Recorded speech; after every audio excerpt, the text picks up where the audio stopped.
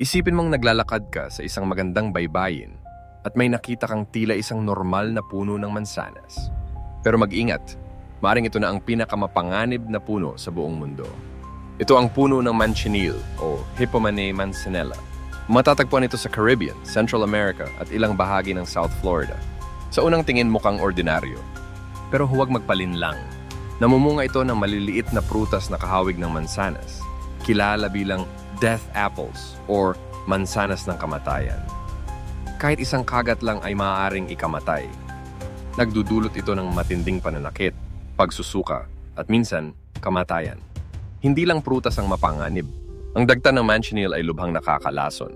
Kapag nadikit sa balat, ito ay maaaring magdulot ng malulubhang paso. Kahit ang pagtayo sa ilalim nito habang umuulan ay delikado, ang dagta ay sumasama sa tubig-ulan at maaaring magsanhi ng paso sa balat. Huwag ring susubukang sunugin ang kahoy nito. Ang usok ay maaaring magdulot ng pagkabulag at matinding pinsala sa baga. Dahil sa tindi ng panganib, kadalasang may mga babala o pulang guhit sa mga punong ito upang bigyang alam ang publiko. Ang puno ng manchineel ay maaaring bahagi ng kagandahan ng kalikasan, pero ito rin ay paalala ng lakas at panganib ng kalikasan. Igalang ito mula sa malayo. Babala, huwag basta-basta hahawakan o kakainin ang anumang prutas mula sa hindi kilalang puno sa kagubatan. Maging ligtas at patuloy na matuto.